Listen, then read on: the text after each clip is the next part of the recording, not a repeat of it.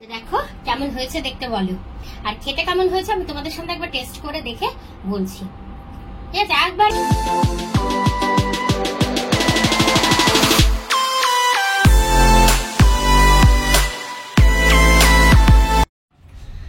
Good evening guys, চলে এসেছি একটা নতুন মিনি ব্লগ নিয়ে।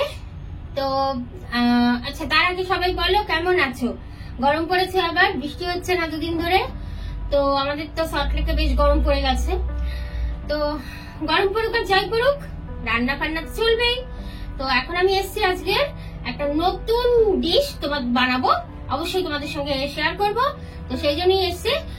আর চাইলে মানে ভয়েস কভার দিয়েই আমি এরপরে যখন রেসিপিটা আমি দেখাবো তোমাদের ভয়েস কভার দিয়ে দিয়ে দেখাচ্ছি, কারণ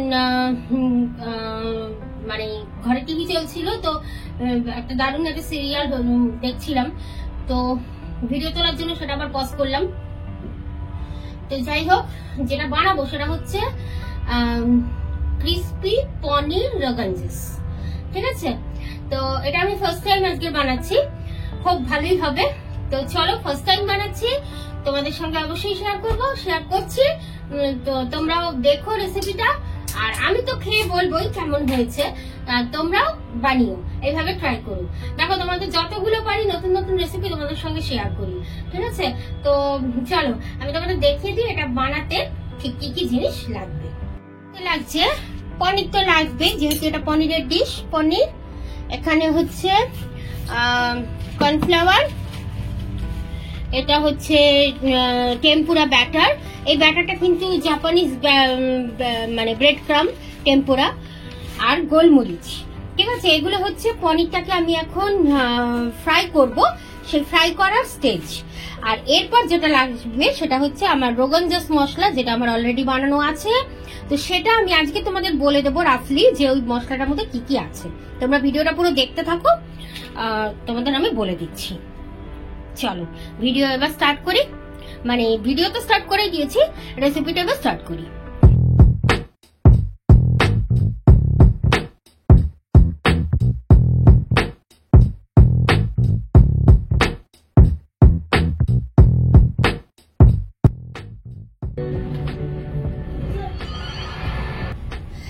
আচ্ছা, এখানে দেখো এই যে ট্যাঙ্কোরা ব্রেড ক্রাম্ব, ঠিক আছে, আর এই যে এটা হচ্ছে কর্নফ্লাওয়ার আর গোলমরিচ একসঙ্গে একটা পেস্ট বানিয়ে রেখেছি। ঠিক পেস্ট না, অতটা ঠিক না, এটা জাস্ট একটা মানে এই যে এইটাতে কোটিং করব, সেই জন্য এটাকে এই পনিরগুলো ভেজানোর জন্য একটা ব্যাটার টাইপের বানিয়েছি। ঠিক আছে, আর এই যে পনিরের কিউব করে নিয়েছি, এরকম ভাবে কিউব করতে হবে। আর এখানে দেখো ফ্রাইং প্যান বসিয়ে দিয়েছি, ইন্ডাকশনটা অন করি। চলো ইন্ডাকশন অন করে দিলাম। এবার যেটা করব, এই যে খুব ইজি ওয়ে। আচ্ছা, ইন্ডাকশন গরম হোক। তো এখানে প্যান গরম হয়ে গেছে, এবার একটু তেল বেশি করে দিয়ে দিই, কারণ এটা একটু ডিপ ফ্রাই করতে হবে। রান্নাটা কিন্তু আমি এতটা তেলে মোটেই করবো না। তো চলো এবার ডিপ ফ্রাই এর প্রসেসটা করি।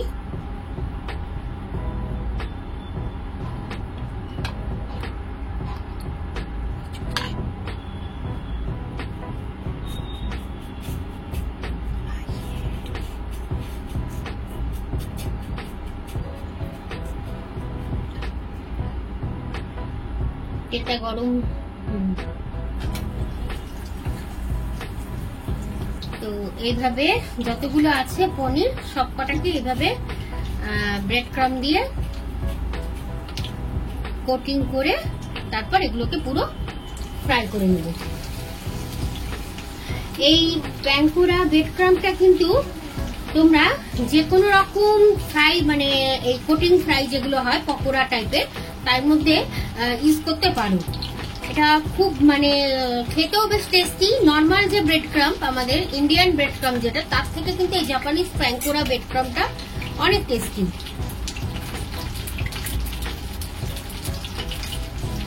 মানে সাধারণ একটা পকোড়াও অসাধারণ হয়ে যাবে, এরকম ব্যাপার।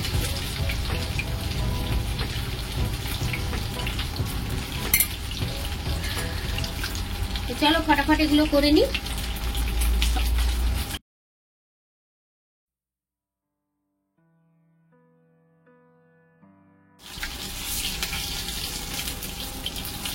তো দেখো পনির গুলো সুন্দর ফ্রাই হয়ে যাচ্ছে। এবার আমি ইন্ডাকশনটা একটু কমিয়ে নেবো, কারণ তেলটা বেশ গরম হয়ে গেছে।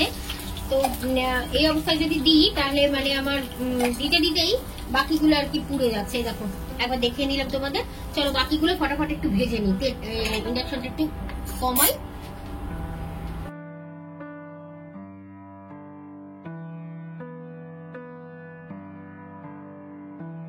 আমার এই যে তোমাদের দেখাই, এই দেখো ভাজা পুরো কমপ্লিট হয়ে গেছে।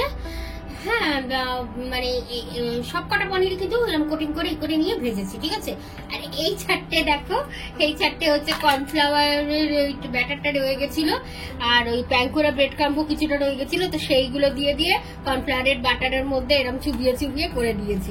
যদিও এটা আজকে মানে রান্নার মধ্যে দেবো না, ও এমনি রইলো, এমনি খেয়ে নেবো।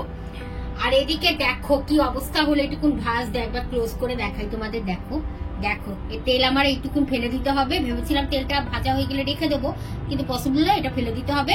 নতুন তেল নিয়ে এখন রান্না করব। আর এদিকে দেখো কিচেনের কি অবস্থা।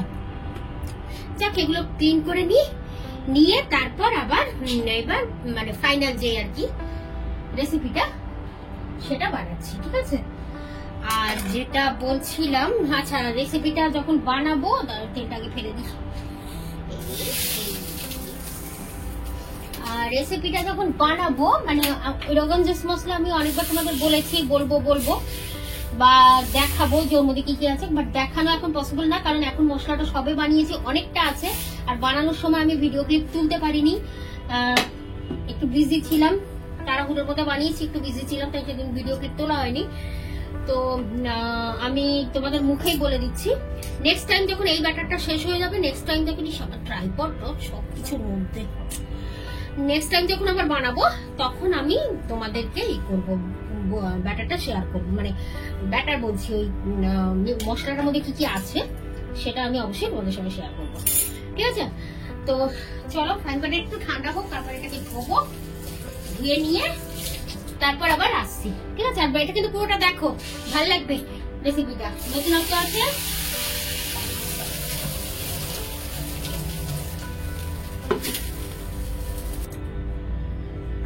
তো এই দেখো বাটিতে ঢেলে এনেছি আমার রোগান জোস মশলা, হোমমেড। আচ্ছা তোমাদের বলে দিচ্ছি এর মধ্যে কি কি আছে। পেঁয়াজ কুচোনো, আদা কুচোনো, রসুন কুচোনো মিহি করে, ঠিক আছে। গোটা গরম মশলা মানে সবকিছুই থাকবে, তার মধ্যে লবঙ্গ থাকবে, এলাচ থাকবে, দারচিনি একটু বেশি থাকবে, আর স্টার যেটা ইয়েতে থাকে না, বিরিয়ানিতে দেয় সেটা। আর তার সঙ্গে একটুখানি সামান্য একটু মানে গোলাপ জলটা পরে দিয়েছি। এই দিয়ে আমি প্রথমে ওই মশলাগুলোকে হালকাভাবে একটু শুকনো কড়াইয়ের মধ্যে ভেজে নিয়েছি, দিয়ে এবার সেগুলোকে পেস্ট করেছি। পেস্ট করার সময় তার মধ্যে সামান্য তেল দিতে হবে, সাদা তেল। সর্ষের তেলটা অ্যাভয়েড করবে, কারণ সর্ষের তেলে একটা গন্ধ থেকে যায়, সেই গন্ধটা জন্য রান্নাটা অন্যরকম হয়ে যাবে টেস্ট। সাদা তেল দেবে, তারপর তার মধ্যে সামান্য একটু লবণ দিয়ে রাখবে, সামান্য একবার জাস্ট সামান্য লবণ। আর একটুখানি মানে গন্ধের জন্য একটু ফ্লেভার আসবে, সেই জন্য গোলাপ জল, একটু কেওড়া জল, এগুলো দেবে সামান্য সবই সামান্য। আর গোটা গরম মশলা দিয়েছিলে, এখন গরম মশলার গুঁড়ো দেবে। আই হোপ আমি সবগুলো ইনগ্রেডিয়েন্টসই বললাম, মনে করেই বললাম। যদি কিছু মিস হয়ে যায় আমি নেক্সট টাইম তোমাদের বলে দেবো। তো এই যে ইনগ্রেডিয়েন্টস গুলো বললাম, এগুলো তোমরা একটু নোট করে নিও যারা করতে চাও, যারা ইন্টারেস্টেড। তো চলো এবার, আচ্ছা ওই অবস্থায় ওটাকে একটুখানি মানে মিক্সির মধ্যে দিয়ে আবার ওটাকে আরেকবার দু একবার এটাকে রাউন্ড করে পেস্ট করে নেবে, ঠিক আছে।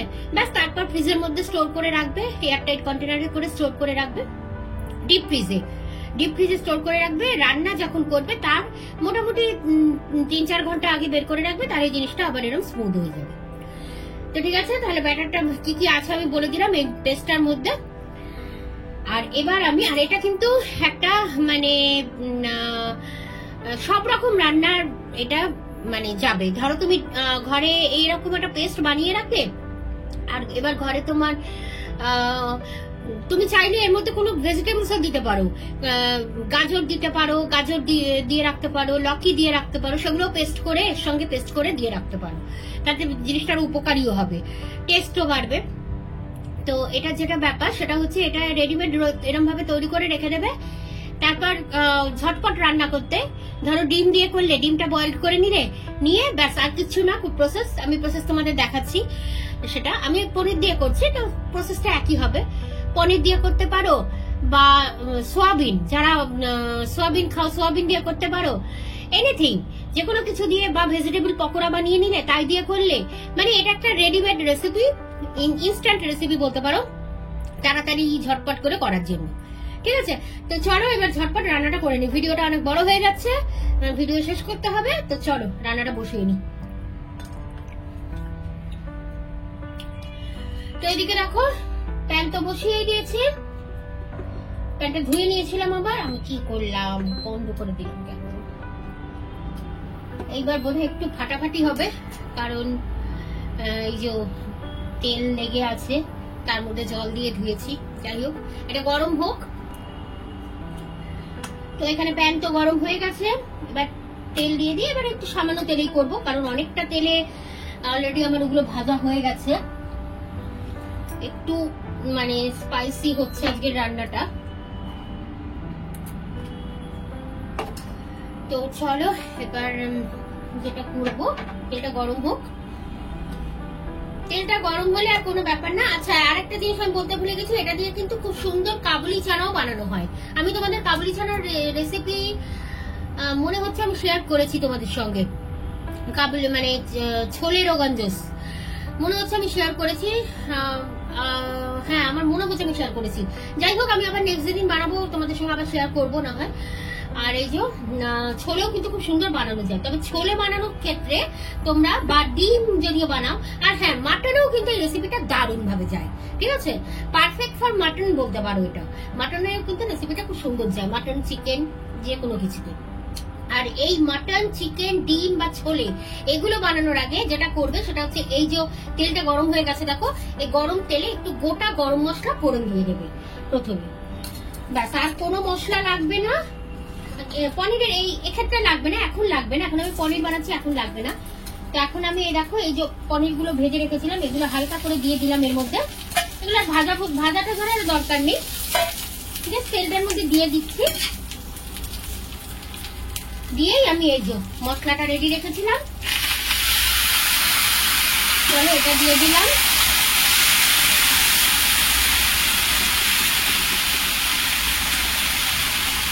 সেই সঙ্গে দিতে হবে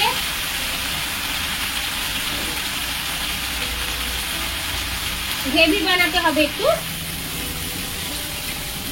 সামান্য জল দিতে হবে।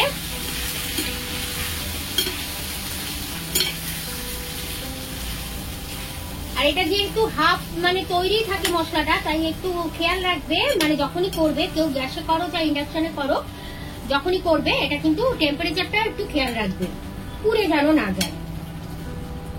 তো দেখো এখানে প্রয়োজন মতো যে যেরকম গ্রেভি খাবে, চাইলে ড্রাই খেতে পারো, তবে ড্রাইয়ের থেকে সামান্য গ্রেভি দিয়ে এখানে এটা বেশি বেটার লাগবে।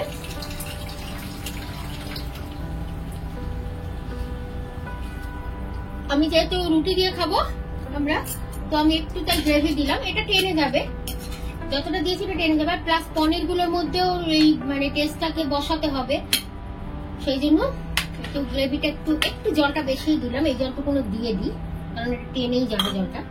আর হ্যাঁ, লবণ কিন্তু একটু চেক করে নেবে, কারণ লবণ তো দিতেই হবে, লবণ একটু চেক করে নেবে। চলো এবার আমি এর মধ্যে একটু কাঁচা লঙ্কা দেবো। তো দেখো লঙ্কা দিয়ে দিয়েছি, আর একটুখানি লবণটা একটু চেক করব।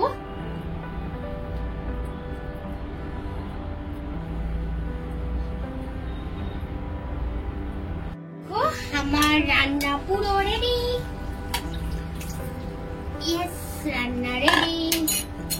চলো এবার আবার ভুল করছিলাম, বেড়ে নি। ঠিক আছে, দেখো কি দেখতে হয়েছে। সে তো অবভিয়াসলি ভালোই হবে। আজ পর্যন্ত যা যা রান্না ট্রাই করেছি, ফার্স্ট ট্রাই মানে একবারে প্রথম ট্রাইতেই বলছি, সব কিন্তু ভালোই হয়েছে। খুব কম রান্না আছে যে আমার মনেও নেই সেটা কি, যে প্রথম মানে করাতে ভালো হয়নি, সেরকম খুব কমই আছে। আসলে ব্যাপারটা কি, মন থেকে, নিজের মনের ইচ্ছা থেকে আর ভালোবেসে যদি কোনো কিছু করো, সেই কাজটা পারফেক্ট হবে, তাই না? কি ঠিক বলছি তো? আমি জানি আমি ঠিকই বলছি কথাটা। হ্যাঁ, অনেক সময় হয় ইচ্ছে করে না করছি, তখন কিন্তু সেই জিনিসটা একদমই পারফেক্ট হয় না। উল্টে সেই কাজটা এতটাই গন্ডগোল হয় যে 10 বার করতে হয়। তো দেখো রেডি, স্পুন দিয়ে দিলাম। চলো একবার সামনে থেকে দেখিয়ে দিই। দেখো কেমন হয়েছে দেখতে বলো, আর খেতে কেমন হয়েছে আমি তোমাদের সামনে একবার টেস্ট করে দেখে বলছি। ঠিক আছে, একবারে মানে রিয়েল রিভিউ দেবো, কিন্তু সত্যি কথা বলবো। ওকে, এই যে এরকম ভাবে দেখা থাকলে পড়ে যাবে। আমি ব্যাক ক্যামেরায় দেখিয়েছি তোমাদের, পুরো রেসিপিটা দেখালাম। চলো এবার একবার টেস্ট করে বলছি। গরম আছে, প্রচন্ড গরম।